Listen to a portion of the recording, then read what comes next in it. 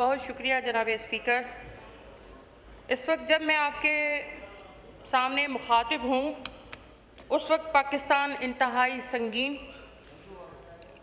और मुश्किल हालात से दो चार है।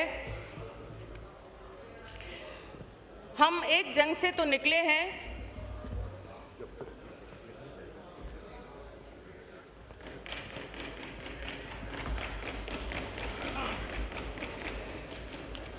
जनाब चेयरमैन मैं आपसे ही मुखातिब हूँ क्योंकि स्पीकर साहब तो अभी उठ के चले गए, सुबह से बैठे हुए थे, शायद थक गए होंगे।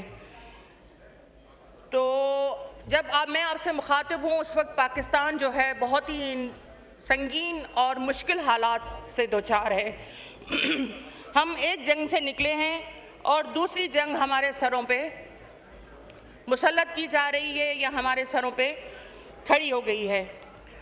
मशरकी सरहदों से जनाबे वाला जो जंग उठी थी उसके लिए मैं अपनी पाक फ़ौज को सलाम पेश करती हूँ और अपने मुल्क के अवाम को सलाम पेश करती हूँ कि उन्होंने हिंदुस्तान को ऐसा सबक सिखाया कि वो अरसे दराज तक उसको याद रखेंगे।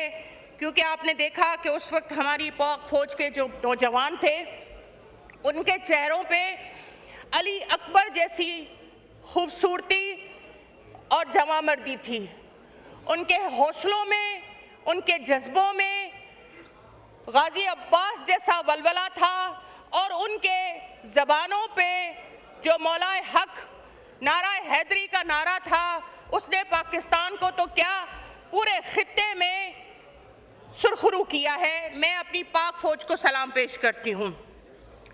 उसके साथ साथ मैं अपनी क़यादत जनाब बिलावल भुट्टो ज़रदारी को सलाम पेश करती हूँ और उनके लिए यहाँ पे हमें ताने और सिंधी में कहते हैं मेड़े मिलते हैं कि आप गवर्नमेंट का हिस्सा हैं। हम गवर्नमेंट का हिस्सा नहीं हैं। हम इस मुल्क की बका और इस मुल्क के वकार और सॉवरेनिटी के लिए अगर हम हुकूमत के साथ खड़े हैं तो उनके लिए मैं सिर्फ बिलावल साहब के लिए ये एक शेर पढ़ूंगी कि मट्टी की मोहब्बत में हम आशिफ्ता सरों ने वो कर्ज उतारे हैं कि हम पे वाजिब भी नहीं थे। हम हुकूमत का हिस्सा नहीं होकर भी हमने इस मुल्क को एटमी कुव्वत और तवानाई दी है। हम हुकूमत का हिस्सा ना होते हुए भी हमने इस हुकूमत को मजबूत करने के लिए आज पूरी दुनिया में और आज पाकिस्तान के मुखालिफों के ज़बानों पे भी अगर नारा हक है, तारीफ़ के दो अल्फाज हैं तो वो मेरे चेयरमैन बिलावल भुट्टो ज़रदारी के लिए हैं, क्योंकि उन्होंने बग़ैर किसी ओहदे के, बग़ैर किसी क्या कहते हैं उसको, नॉट डिमांड, एक ओहदे के बगैर भी उन्होंने जिस तरह पाकिस्तान का वकार बुलंद किया है, वकार बुलंद किया है, मैं उनको सलाम पेश करती हूँ। लेकिन जनाबे वाला मशरकी सरहदों से जो जंग उठी है, मशरकी सरहदों से जो जंग उठी है उसका असर हम पर ज़रूर आएगा और मुझे डर लगता है कि कहीं खुदा ना करे कि हमारे मुल्क की जो पाक फ़ौज है उसको नबर आज़मा होना पड़े। लेकिन ये तय है कि उस जंग का जो ईरान पे इस वक्त मुसल्लत की गई है, मैं ईरान जो है वो इस वक्त सिर्फ अपने मुल्क की जंग नहीं लड़ रहा है, ईरान इस वक्त आलम इस्लाम की जंग लड़ रहा है और मुझे फ़ख्र है कि हम इस वक्त ईरान के साथ खड़े हुए हैं। हम कभी उस जंग का हिस्सा नहीं बन सकते जो यहूदी लाबी की वजह से किसी भी इस्लामी मुल्क के ऊपर मुसल्लत की गई हो। तो हम ईरान के साथ खड़े हैं और इंशाअल्लाह ताला ये जंग जल्द ख़त्म होगी और ईरान जो है वो आलम इस्लाम के लिए सुरखरू होगा। जनाब वाला ये जंग जो है वो इनडायरेक्ट हमारे पर इनडायरेक्ट उसके असरात हमारे पर ज़रूर आएंगे। जनाब वाला हमारी पेट्रोल की कीमतें बढ़ जाएंगी, जनाब वाला हमारी लाकानूनियत बढ़ जाएगी। जनाब वाला अगर ये जंग बढ़ी तो बैनुल-अक़वामी तिजारत जो समंदरी रास्तों से होती है उस पे इसका बहुत बड़ा असर होगा। तो फिर इसके लिए आज हमें सर जोड़ के बैठना पड़ेगा, क्योंकि आज हमें जिस बजट पे हम बहस कर रहे हैं वो बजट कोई मामूली बजट नहीं है। ये आने वाली नस्लों पे असरअंदाज होने वाला बजट है। इस निगाह से मैं इस बजट पे कुछ गुजारिशात करना चाहती हूँ। सर, ये जो पीएसडीपी की हमें किताब दी गई है, इसको पढ़ने के बाद, इस किताब को पढ़ने के बाद तो यकीन करें मैं इतनी मायूस हुई। ये मेरा 5वां टेन्योर है, लेकिन मैं कभी भी बजट के, चाहे मुशर्रफ का दौर हो, चाहे इमरान खान का दौर हो, चाहे मोहम्मद मियां नवाज शरीफ का दौर हो, चाहे पीपल्स पार्टी का दौर हो, पीपल्स पार्टी की तो क्या ही बात है कि आम आदमी भी खुश हो जाता है और वो भी आजकल यही कह रहा है कि आपकी हुकूमत कब आएगी। बहरहाल, इस किताब को पढ़ के, इसको देख के मैं इतनी कंफ्यूज हो गई कि इसमें है क्या। इस वक्त जब पहले तो पानी का जो मसला है वो पहले सूबा सिंध के लिए था, लेकिन अब पानी का मसला सूबा सिंध का मसला नहीं है। उसकी जंग जनाब बिलावल भुट्टो जरदारी ने जिस तरीके से लड़ी है कैनालों के खिलाफ, उसमें हम सुरखरू हुए और हम प्राइम मिनिस्टर के भी शुक्रगुजार हैं कि उन्होंने हमारी बात को समझा, एक सूबे की बात को समझा और उन्होंने वो मसला हल किया। लेकिन जनाबे वाला, पानी का मसला सिर्फ अब सिंध का नहीं है, पानी का मसला अब पंजाब पे आ पड़ा है। आप कहते हो कि हम नए रिजर्वायर्स बनाएंगे, आप बनाओ, आपको किसी ने मना नहीं किया है, लेकिन जो पहले से बने हुए हैं जिनमें सकाफतें खड़ी हैं, जो सकाफतों के अलंबरदार रिजर्वायर्स हैं, उनका आपने क्या हशर किया है।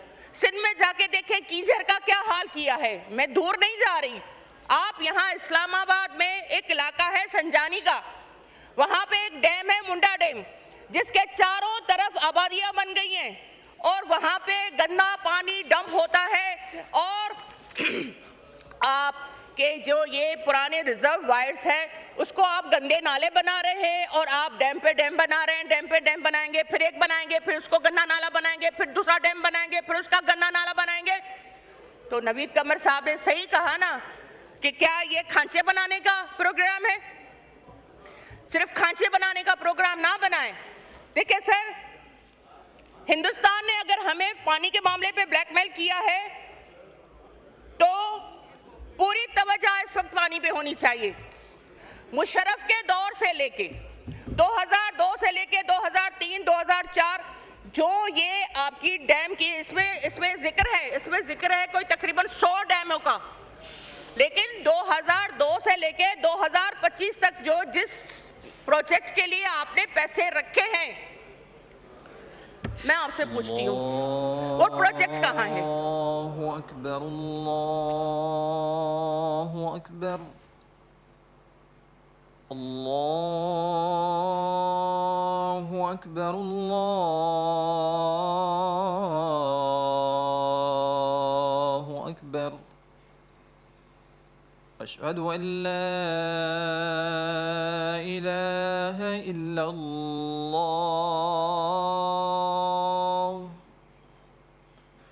अशहदु अन ला इलाहा इल्लल्लाह,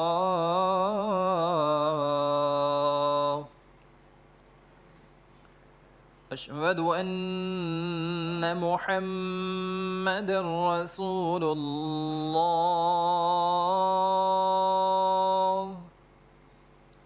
अशहदु अन्न मुहम्मदन रसूलुल्लाह।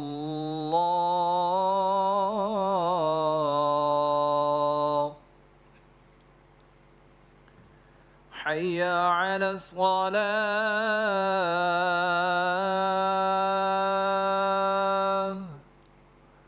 हय्य अला अस्सलाह,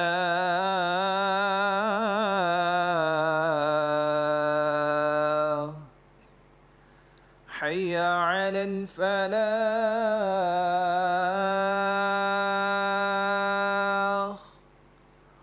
हय्य अलल फलाह।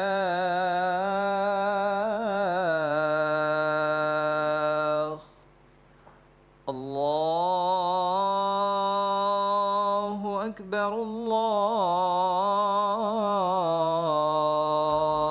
أكبر لا إله إلا الله. जी इशू गुफ्ता जमानी साहब. सर मैं ये बात कर रही हूँ कि 2002 से जिन डेमो के लिए आपने पैसे रखे हैं 2025 आ गया यार, वो प्रोजेक्ट कहाँ पर है? और पानी का मसला जहाँ पर है वहीं पर खड़ा हुआ है। कल ही ख्वाजा आसफ साहब ने बात की थी कि इस वक्त जो है, क्योंकि वो नहर पे नहाने जाते हैं उन्होंने कहा था कि कभी 35,000 क्यूसेक आता है, कभी 5,000 क्यूसेक आता है। तो अब बात सिंध की नहीं है, अब बात पंजाब पे और पाकिस्तान पे आ गई है। तो मेहरबानी करके इसके लिए सर जोड़ के बैठना पड़ेगा और ये देखना पड़ेगा कि कभी सिंध में वो ठाठे मारता हुआ दरिया, हाँ आज रेत और मट्टी उड़ रही है, लोग अपनी मैयतों को नहलाने के लिए भी उनके लाले पड़े हुए हैं, वो उनके पास इतना एक डब्बा पानी का नहीं होता है कि अपनी मैयतों को नहला सकें। इन 20-25 सालों में मैं भी सुनती भी आ रही हूँ, 2002 से मैं भी सुनती आ रही हूँ कि जी मुंडा डैम है, भाषा डैम है, गाजी बरोथा डैम है, दासू डैम है। ये हैं कहाँ? आपने डैमों के नाम पे कौम को डैम फूल बनाया है, तो खुदा का वास्ता है आप उनको डैम फूल ना बनाएं और उनको डैम बना के दें। सर यहाँ खड़े होके फाइनेंस मिनिस्टर साहब ने कहा कि हम आवाम को रिलीफ देंगे और बड़ी बातें हो रही हैं कि जी महंगाई ख़त्म हो गई है, महंगाई कम हो गई है, हम रिलीफ दे रहे हैं। हाँ, रिलीफ आप ऐसा दे रहे हैं कि आप एक हॉस्पिटल में चले जाएं तो वो एक नर्स जो है खून की पूरी बोतल निकाल के जूस का डब्बा पकड़ा देगी।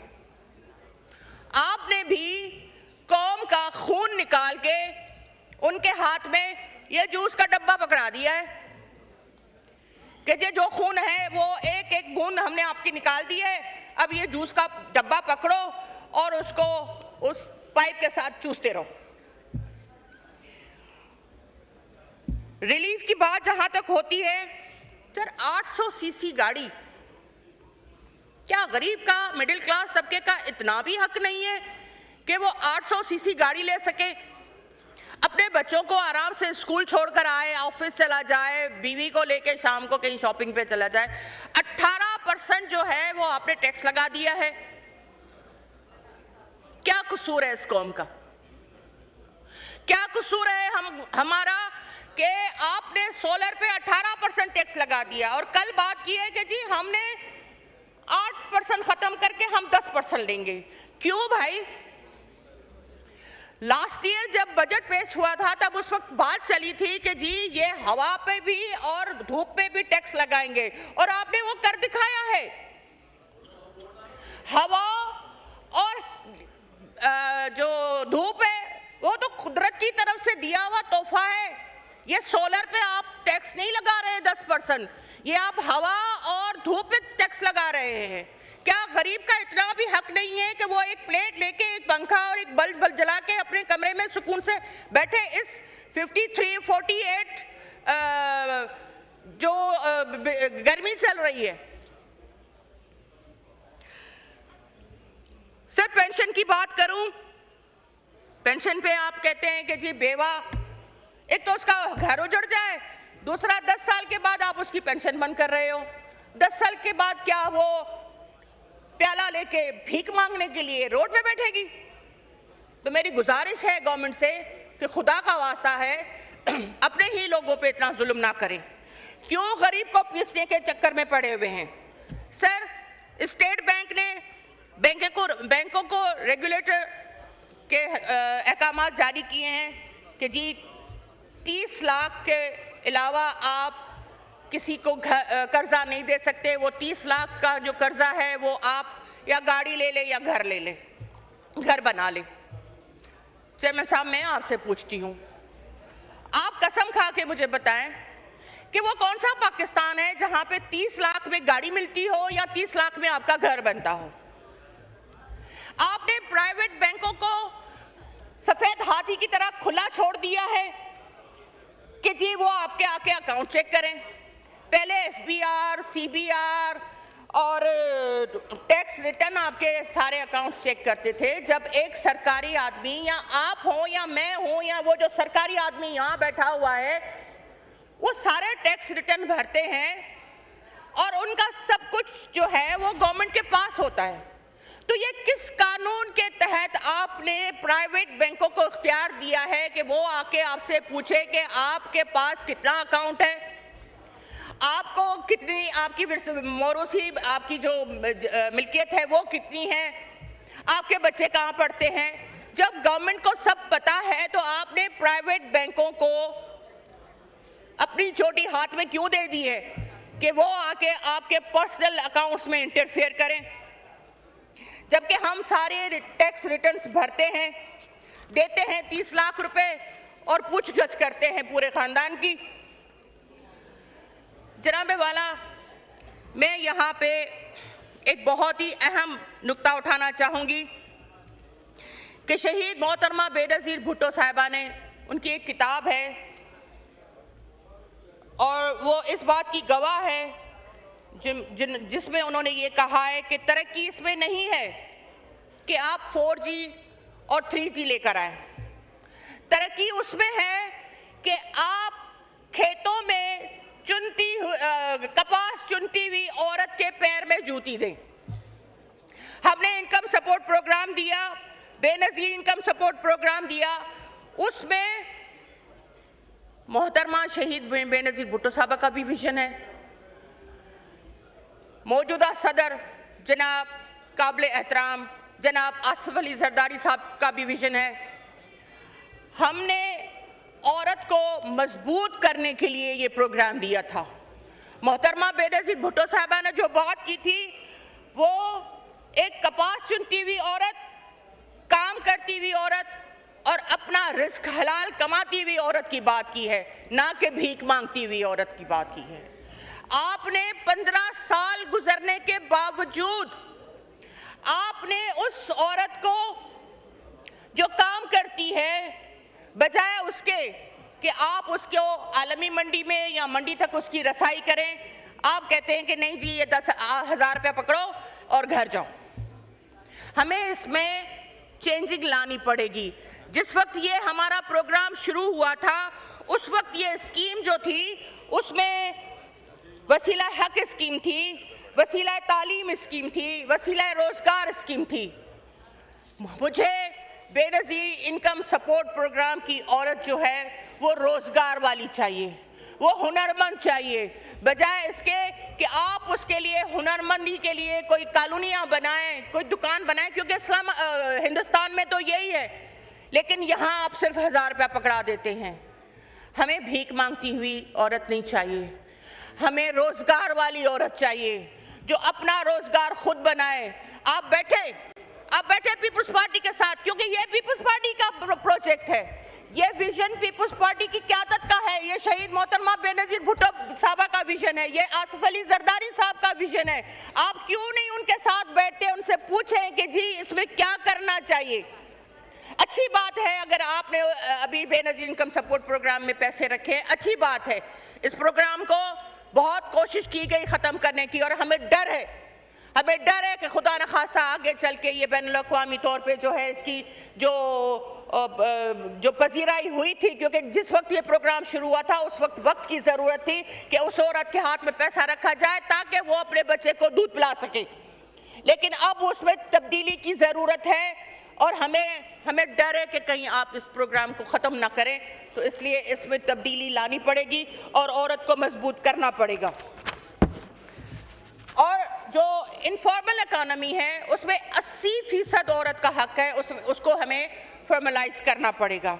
जनाबे वाला, मैं पोलियो पे बात करना चाहती हूँ।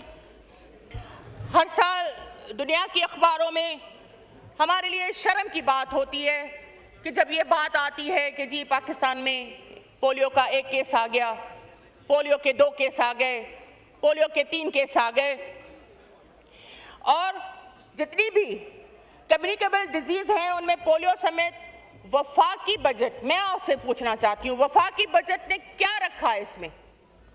जीरो।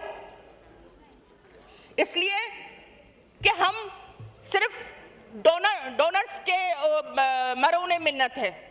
डोनर्स देंगे, कभी बिल गेट देगा, कभी अमेलिडा देगा, बस डोनर्स चलाएंगे। और अब दुनिया ये कहने लगी है कि डोनर्स की मनी खा खा के हम खुद ही नहीं चाहते कि ये डिजीज़ जो है वो हमारे यहाँ से ख़त्म हो। हमें ये धब्बा धोना पड़ेगा, हमें ये इस इल्ज़ाम से दस्तबरदार होना पड़ेगा। क्यों कि ये बहुत बड़ा धब्बा है हमारे ऊपर। जनाबे वाला, मैं बात करना चाहती हूँ हाउस स्कीम में, लेकिन मैं पोलियो के हवाले से अभी बात ये कर रही हूँ कि इसका हल मोहतरमा बेनज़ीर भुट्टो साहिबा ने दिया था हेल्थ वर्कर के हवाले से। वो जो लोकल दाइयाँ होती हैं पड़ोस में, उनका हल दिया था कि वो जाएं घर घर जाके अवेयरनेस फैलाएं।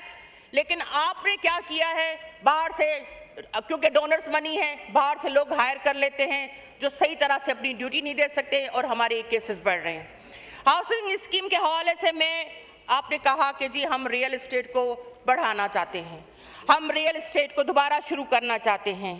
क्या कोई रेगुलेशन है, कोई रेगुलेटरी अथॉरिटी है, या ये भी लैंड ग्रैबिंग का नया सिलसिला शुरू होने वाला है? आप गरीब लोगों को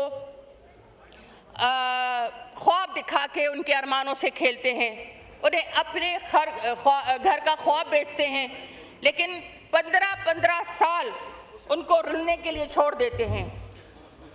जुमानी साहब वाइंड अप करें प्लीज। वेबसाइट पर पाकिस्तान फाउंडेशन के 9 प्रोजेक्ट जो हैं वो रुल रहे हैं। मैं कहती हूँ कि वहाँ, मैं ये नहीं कहती हूँ कि वो 2008 से शुरू हुए हैं या 2002 से शुरू हुए हैं, जो कोई 2008 से शुरू हुआ है, कोई 2009 से शुरू हुआ है, कोई 2014 से शुरू हुआ है, लेकिन उन प्रोजेक्ट्स में 15 साल हो चुके हैं, कोई भी उनका वजूद नहीं है। तो मैं ये नहीं कहती कि आप उनको नैब के हवाले करें, मैं सिर्फ ये कहती हूँ कि इस हाउस की जो हाउसिंग स्टैंडिंग कमेटी है उसकी सब कमेटी बनाया जाए और इसका रोज़ाना की बुनियाद पे जो है, रोज़ाना की बुनियाद पे मीटिंग होनी चाहिए और उसका फैसला ये हाउस करे। जो पिछले 3 चेयरमैन हैं उनको भी बुलाएं, उनकी कुर्की करवाएं, उनकी जो है वो शुक्रिया जुमानी साहब। मैं सिर्फ ख़त्म कर रही हूँ सर, मैं सिर्फ ख़त्म कर रही हूँ। जो नुकसान हुआ है वो भरा जाए, क्योंकि लोग 2002 से लेके इंतज़ार कर रहे हैं और ये प्रोजेक्ट नहीं चल रहे हैं, ज़मीनें भी नहीं हैं, कुछ भी नहीं है। मैं आखिर में आपका बहुत शुक्रिया, मैं सिर्फ इतना कहूँगी कि यहाँ से बहुत सी आवाज़ें, आज तो है नहीं, पता नहीं कहाँ चले गए, यहाँ से बहुत सी आवाज़ें उठी मेरे चेयरमैन के लिए, तो मैं अपने चेयरमैन के लिए सिर्फ इतना कहूँगी कि चढ़ते सूरज को गाली देना, चढ़ते सूरज को गाली देना है यही मशगला अंधेरों का। क्योंकि यहाँ बजट पे बात नहीं होती है, सिर्फ कैदी नंबर 408 ही इनको याद है, क्योंकि ये बजट जो है 804 है या 408 है, जो भी है 804, वो बस उसी के कल में पढ़ते हैं क्योंकि उनको अपनी नौकरी पक्की करनी है। तो मैं जिस तरह से दोबारा ये कहूँगी कि मेरे चेयरमैन ने जिस तरह से पाकिस्तान का वकार बुलंद किया है बग़ैर किसी ओहदे के, अपना फ़र्ज समझ के, उनके लिए मैं सिर्फ इतना कहूँगी कि चढ़ते सूरज को गाली देना, चढ़ते सूरज को गाली देना है यही मशगला अंधेरों का, शब परस्तों के रूठ जाने से काम रुकता नहीं सवेरों का। बहुत शुक्रिया।